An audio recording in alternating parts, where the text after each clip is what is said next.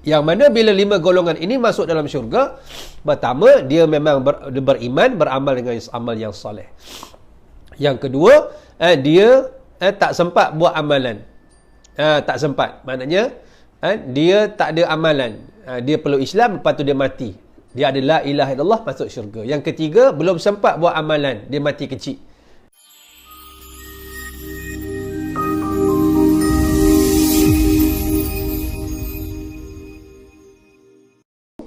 Asluha sabitun. Tengok kiasan Allah. Subhanallah. Pokok yang baik itu akarnya mendasar jauh ke dalam tanah. Sebab itu benda yang tinggi, foundation dia mesti kuat. Foundation mesti kokoh. Takkanlah kita nak buat KLCC Twin Tower, dia punya foundation dia sama kita buat rumah kita 2 tingkat. Maka mustahil. Sebab itu kalau gunung tinggi dia 1 kilometer, dia akan masuk dalam tanah, geologis kata, pakar geologi, dia akan masuk ke dalam tanah 2 kilometer, dia double. Ini kaedah Tuhan. Sebab itu bila mana gunung itu tingginya 2 kilometer, dia masuk dalam tanah 4 kilometer, dia double. Ini cara Allah Subhanahu Wa Taala memberitahu kepada kita pentingnya foundation yang kukuh dalam membina bangunan yang kukuh. Dan foundation yang kukuh dalam Islam itu ialah akidah. Lalu Allah memberi contoh.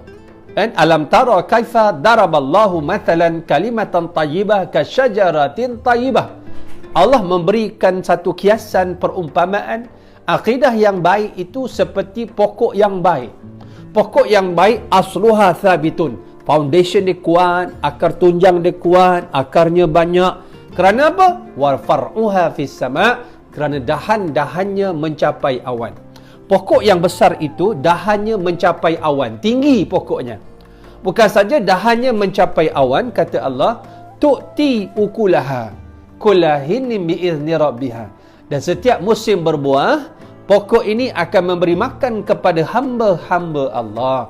Bila sebut buah, itulah tasawufnya. Tasawuf ni hasil daripada fiqah dia. Dan fiqah ni hasil daripada tauhid dia. Yang mendasar bagi seorang yang beriman itu ialah tauhidnya. Kalau tauhidnya cantik, maka cantiklah segala-galanya.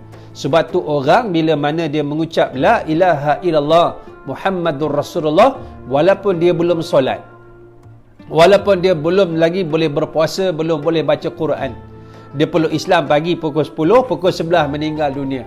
Belum lagi. Belum mandi hadas besar masuk Islam. Orang ini kalau mati dengan la ilaha illallah, dia masuk syurga Allah Subhanahu Wa Taala walaupun belum beramal. Tu dia hebat je. Apa dia? La ilaha illallah. Sebab itu orang yang masuk dalam syurga Allah besok ada pelbagai golongan. Yang pertama, golongan yang beriman dan beramal soleh. Dia beriman dan beramal soleh. Maksudnya dia beriman dekat dunia dan dia ada amalan. Kejap tuan-tuan.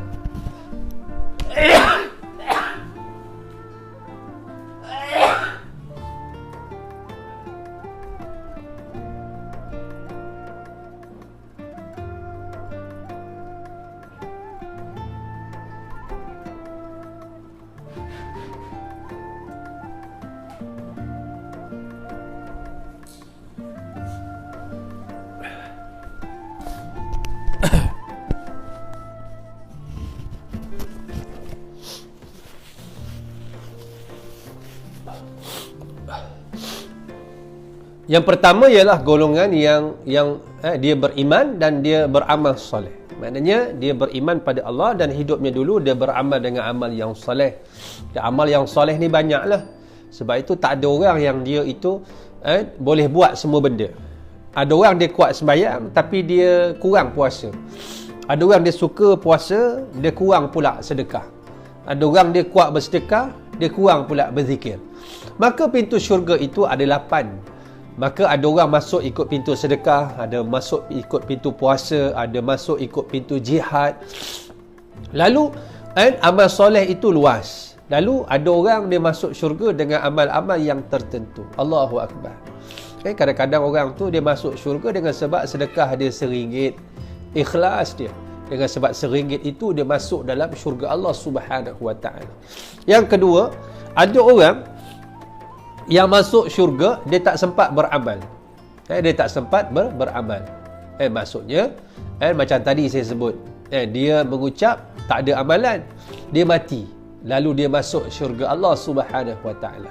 Yang ketiga, ada orang dia masuk syurga, dia belum sempat beramal, macam bayi-bayi yang lahir. Bayi-bayi yang lahir, Nabi kata auladukum da'abisul jannah, anak-anak kamu yang mati kecil merupakan pengiring-pengiring pintu syurga Allah Subhanahu Wa Taala kepada kedua orang ibu bapa mereka. Anak-anak ini duduk menunggu mak ayah dia masuk dalam syurga sama. Yang keempat, ada orang dia masuk syurga, dia buat maksiat tapi dia sempat bertaubat. Yang keempat, dia buat maksiat tapi sebelum dia mati, Allah terima taubatnya, dia sempat bertaubat. Sebab itu dalam hal bertaubat, jangan rasa jemu. Walaupun terkadang kita bertaubat, kita buat dosa balik. Bertaubat, buat dosa balik. Walaupun pada adabnya, kurang ajar dengan Tuhan. Macam bermain-main dengan Allah. Tapi setengah orang, dia lemah.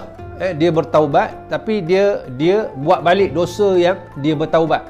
Tapi dalam hati dia belum mampu lagi untuk berubah, kerana kekuatan dia tak ada. Sebab tu banyak orang dah pakai tudung, buka tudung balik. Ada orang dah pergi masjid, tinggal masjid balik. Ada orang dah tinggal gitar, main huru-hara, dia main gitar balik. Kerana apa? Dia punya asas dia tak kuat dalam bertaubat. Orang macam gini, di hujung dia kadang-kadang dia bertaubat, taubat dia tepat, dia berubah dan Allah ampunkan taubatnya dan dia masuk syurga Allah. Dan berapa? Keempat. Yang kelima, ada orang dia buat maksiat. Dia buat maksiat tapi tak sempat bertaubat, dia masuk neraka. Dalam sepotong hadis disebutkan, idza dakhala ahlul jannati jannata wa ahlun nari nara. Dan apabila semua selesai dah dihisap oleh Allah di padang mahsyar, maka masuklah ahli syurga ke dalam syurga, masuklah ahli neraka ke dalam neraka. Kemudian Allah beritahu pada malaikat. Dia kata, wahai malaikat, kamu tengok di dalam neraka mana-mana saja orang yang ada di dalam hatinya iman sebesar zarah. Zarah ni benda yang tak dapat kita tengok dengan mata kasar, bahkan dengan mikroskop. Mikroskop pun tak boleh melainkan dengan mikroskop berkuasa tinggi. Zarah ni atom, tuan-tuan. Disebut dalam Quran zarratun. Maknanya atom. Sebesar itu, sehalus itu. Sehalus itu. Lalu kata Allah kepada malaikat, kalau ada kamu keluarkan. Hari ni aku nak bagi satu tawaran, satu offer kepada ahli neraka. Lalu dikeluarkan, sebelum masuk dalam syurga, direndam dalam satu sungai, nama dia sungai Nahrul Hayat, sungai kehidupan. Sebab bila keluar daripada neraka itu, muka hitam legam, jadi rentung macam arang. Disebut dengan perkataan kafahm. Fa-ha-mim. Fahmu ni arang. Hitam legam, dipanggang dalam api neraka. Allahu Akbar. Lepas tu sebelum masuk syurga, direndam dalam sungai kehidupan. Bila keluar daripada sungai, jadi muka dia putih seperti mutiara yang cukup cantik. Barulah dimasukkan dalam syurga. Maknanya ada 5 golongan. 5 golongan. Yang mana bila 5 golongan ini masuk dalam syurga, pertama, dia memang beriman, beramal dengan amal yang soleh. Yang kedua, dia tak sempat buat amalan. Tak sempat. Maknanya dia tak ada amalan. Dia perlu Islam, lepas tu dia mati. Dia ada la ilaha illallah, masuk syurga. Yang ketiga, belum sempat buat amalan, dia mati kecil. Yang keempat, dia Islam, dia beriman tapi buat maksiat, dia sempat bertaubat. Yang kelima, dia beriman, dia orang Islam tapi dia buat maksiat, tak sempat taubat, mati.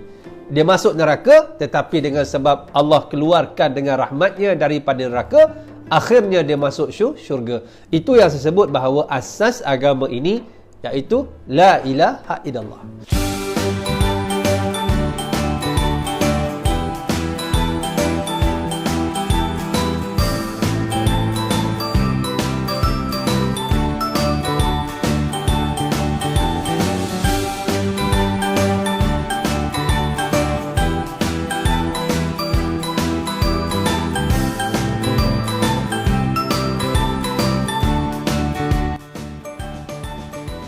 Terima kasih kepada semua para penyumbang. Syukran jazilan katsira. Jazakallahu khairal jaza. Minumlah tanwi kuku terbaik.